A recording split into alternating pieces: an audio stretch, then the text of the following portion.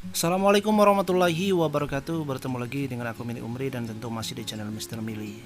Di video kali ini aku akan sharing terkait dengan perkembangan dari penerimaan CPNS tahun 2023, baik CPNS dan juga P3K.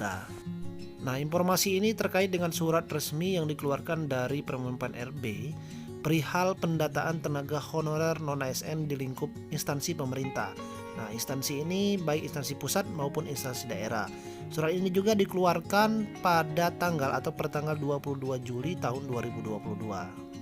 Nah, surat ini dikeluarkan untuk menindaklanjuti surat dari Menteri Pan-RB nomor B/185 MTTSM 023 tahun 2022. Kalau kita ingat pertanggal 31 Mei tahun 2022 kemarin. Nah, untuk surat resmi pertanggal 31 Mei 2022 ini mengatur tentang status pegawaian di lingkungan instansi pemerintah pusat dan juga pemerintah daerah.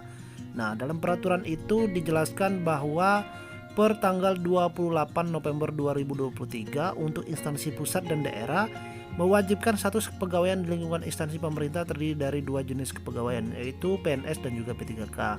Artinya dalam surat ini ada penghapusan terkait dengan tenaga sukarela, TKS ataupun honorer, baik di instansi pusat maupun di instansi daerah atau pemerintah daerah ini. Nah, kita kembali lagi ke peraturan Permenpan RB yang terbaru ini. Dijelaskan dalam peraturan ini bahwa pegawai non-ASN di sini bisa TKS ataupun honorer itu yang bekerja di lingkup instansi pemerintah baik pemerintah pusat maupun daerah yang berstatus sebagai non-ASN bisa diangkat menjadi P3K dalam jangka waktu paling lama 5 tahun sebagaimana dimaksud pada ayat 1 apabila memenuhi persyaratan sebagaimana diatur dalam peraturan pemerintah ini. Nah, artinya mereka yang sekarang statusnya tenaga honorer ataupun TKS ini nanti tahun depan itu tidak ada lagi dan kemungkinan besar akan bisa diangkat menjadi P3K dengan jangka waktu paling lama 5 tahun asalkan mereka memenuhi persyaratan. Nah, kemudian setiap pejabat pembina kepegawaian atau PPK ini agar melakukan pemetaan pegawai non-ASN atau tenaga honorer dan juga sukarela atau TKS di lingkungan instansi masing-masing baik instansi pusat maupun daerah. Nah, bagi yang memenuhi syarat dapat diikutsertakan atau diberikan kesempatan mengikuti seleksi calon PNS ataupun P3K dengan ketentuan sebagai berikut. Yang pertama, berstatus tenaga honorer kategori 2 atau THK 2 yang terdaftar dalam database Badan Kepegawaian Negara atau BKN. Pegawai non-ASN yang telah bekerja pada instansi pemerintah. Kemudian mendapatkan honorarium dengan mekanisme pembayaran langsung yang berasal dari APBN untuk instansi pusat dan APBD untuk instansi daerah dan bukan melalui mekanisme pengadaan barang dan jasa baik individu maupun pihak ketiga. Nah, artinya untuk bagian B ini mereka tenaga honorer ini mendapatkan upah ataupun gaji selama ini dari APBN ataupun dari APBD.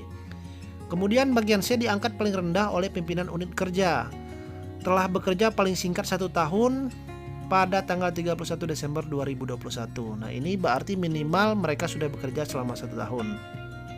Selanjutnya berusia paling rendah 20 tahun, paling tinggi 56 tahun pada 31 Desember tahun 2022. Kemudian dijelaskan juga pada poin kelima untuk pemetaan tenaga non-ASN baik honorer maupun TKS ini diharapkan kepada para pejabat pembina kepegawaian untuk melakukan langkah-langkah.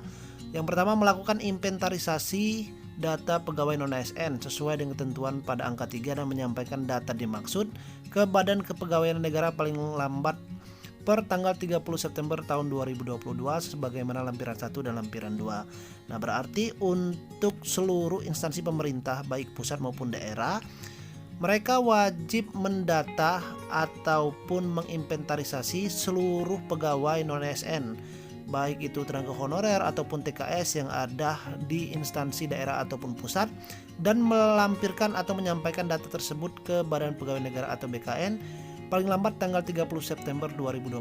Artinya ada kurang lebih 2 bulan lagi sampai 30 September 2022 mereka harus sudah mendata semua tenaga non-ASN yang ada ataupun yang bekerja di instansi pemerintah baik pusat maupun daerah.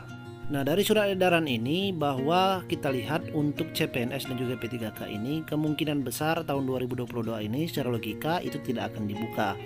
Karena mengapa? Untuk pejabat pembina pegawaian di instansi pemerintah baik pusat maupun daerah, mereka per tanggal 30 September tahun 2022 itu batas akhir mereka melampirkan atau menyampaikan data kepada pihak BKN terkait dengan pendataan dari pegawai non-ASN. Nah, berarti tidak mungkin untuk tahun 2022 ini akan membuka kembali terkait dengan CPNS dan juga P3K ini. Nah, sedangkan untuk batas akhir dari status kepegawaian di lingkungan instansi pemerintah pusat dan daerah ini yakni pada November tahun 2023. Artinya pada tahun 2023 bulan November itu tidak ada lagi status tenaga honorer atau TKS di instansi pemerintah pusat dan pemerintah daerah. Berarti tahun 2023 kemungkinan besar itu penerimaan P3K maupun CPNS akan dibuka kembali.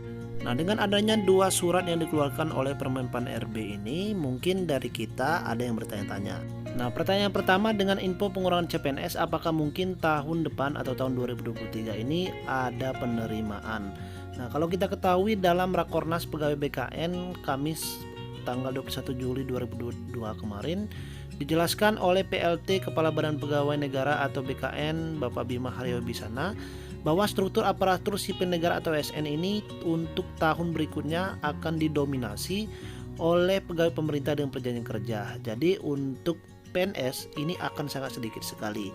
Nah, apakah mungkin untuk tahun 2023 ini untuk CPNS dan juga P3K akan dibuka kembali?